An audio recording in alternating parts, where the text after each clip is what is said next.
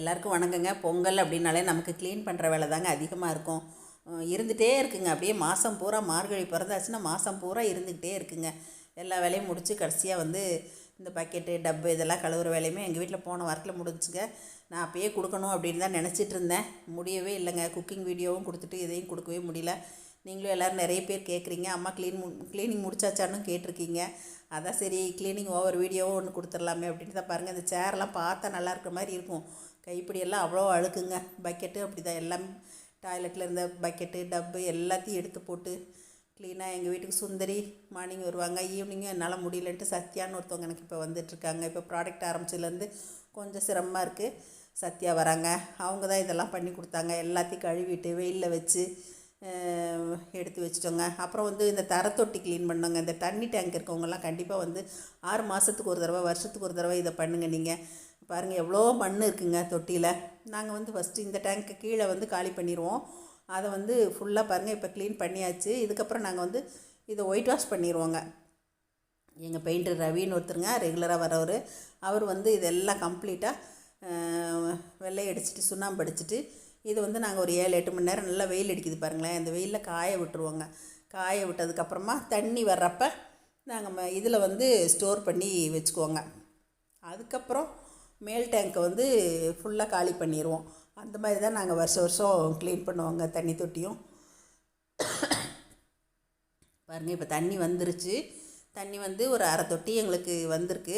அதுக்கப்புறம் இதை ஃபில் பண்ணிவிட்டு மேலே ஃபுல்லாக காலி பண்ணிவிட்டு அதுக்கப்புறம் இந்த தண்ணி நல்ல தண்ணியை மேலேயும் சுத்தமானதுக்கப்புறம் அனுப்பிக்குவோங்க. அப்புறம் இந்த ஜன்னல் ஸ்க்ரீனு எல்லாம் வாஷ் பண்ணி எல்லாமே ரெடி பண்ணியாச்சுங்க. கபோர்டு துடைக்கிறது, செவுறு துடைக்கிறது, கபோர்டுக்கு மேலே எல்லா பகுதியுமே கிளாஸ் துடைக்கிறது, கண்ணாடி எல்லாமே ஓரளவுக்கு முடிச்சாச்சுங்க. கதவு நிலவு ஜன்னல் வீட்டில் என்னென்ன இருக்கோ எல்லாம் சுத்தமாகிருச்சுங்க. பொங்கலுக்கு ரெடி ஆகிட்டோம். நீங்களும் எல்லோரும் ஆயிருப்பீங்கன்னு நினைக்கிறேங்க. இன்னும் ஹாலில் மட்டும்தான் கொஞ்சம் இருக்குது. அதுவுமே சுந்தரி அக்கா நீங்கள் இழுத்து விட்டுக்காதீங்க, நான் நாளைக்கு எல்லாமே உங்களுக்கு துடைச்சி தரேன் அப்படின்னு சொல்லிட்டு போயிருக்காங்க. டிவி ஸ்டாண்டு சோஃபா இதெல்லாம் துடைக்க வேண்டியிருக்குங்க. இந்த வாஷ் பண்ணதெல்லாம் வேறு மேட்டெல்லாம் சோஃபாவுக்கு போடுறதெல்லாம் காயவே மாட்டேங்குதுங்க. இன்னொரு செட்டாவது எடுத்து போடணுங்க. அப்புறம் இப்போ நம்ம ஏரியாவுக்கு வந்தாச்சுங்க. நம்ம ஏரியா படு க்ளீனுங்க.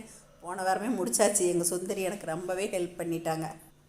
அக்கா நீங்கள் ஏறத்துக்கு வராதிங்க, நான் பார்த்துக்கிறேன் அப்படின்னு சொல்லிவிட்டு அப்புறம் சுந்தரி தான் டைல்ஸ் எல்லாம் எல்லாமே கழுவி விட்டு மேடையெல்லாம் எல்லாமே சுத்தம் பண்ணி விட்டு எல்லாம் பண்ணாங்க. அதே மாதிரி அடுப்பு மேடையிலையும் அவங்க தான் எல்லாமே பண்ணாங்க. இந்த மிக்ஸி இதெல்லாமே கூட எல்லாமே நல்லா தொடச்சி எடுத்து வச்சாச்சுங்க. அப்புறம் கபோர்டுக்கு கீழ்ப்பகுதியுமே எல்லாமே டோர் எல்லாமே கூட நல்லா தொடச்சாச்சுங்க. உள்ளேயும் எல்லாம் சுத்தமாக ஆயிடுச்சுங்க. இப்போ தான் சமையல் ரூம் பார்க்கவே கொஞ்சம் பளிச்சுன்னு நல்லா இருக்குதுங்க. கேஸ் எல்லாம் கழுவி விட்டு டைல்ஸ் எல்லாம் தேய்ச்சி கழுவிங்க. அப்புறம் அடுப்பு மேடையும் எல்லாத்தையும் விம் போட்டு நீட்டாக தேய்ச்சி கழுவி சிம்னி வாஷ் பண்ணி எல்லாமே பண்ணியாச்சுங்க. எல்லாத்துக்கும் எங்கள் வீட்டு சுந்தரி ரொம்ப ஹெல்ப் பண்ணாங்க. அக்கா நீங்கள் ஏறத்துக்கு வராதிங்க, நான் பார்த்துக்கிறேன், உங்களுக்கு ஒத்துக்காது அப்படின்னு சொல்லிவிட்டு எனக்கு ரொம்ப ஹெல்ப் பண்ணாங்க. நான் ஆஃபீஸ் போகிறவங்களெல்லாம் தான் நினச்சிக்கிட்டேங்க. பாவம் இல்லையா, இந்த சண்டே ஒரு நாள் தான் அவங்களால எல்லாமே செய்ய முடியும்.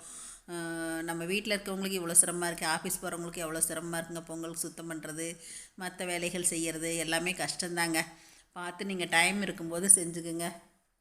அடுப்பு மேடை எல்லாமே விம் போட்டு கழுவுனதுனால நல்லா பளிச்சுன்னு இருக்குங்க. இதுலேயுமே நான் இனி அடுத்து ஆயில் வாஷ் கொடுப்பேங்க.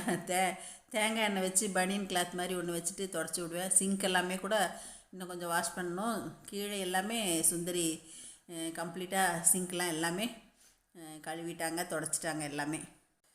எனக்கு என்னவோ சமையல் ரூம் சுத்தம் பண்ணவா வீடே ஃபுல்லாக சுத்தமான மாதிரி ஒரு ஃபீல் வருதுங்க. அது யாராவது வர நேரம் அப்படியே ஒரு மாதிரி இருந்துச்சுன்னா ரொம்ப மனசு கஷ்டமாக இருக்கும்.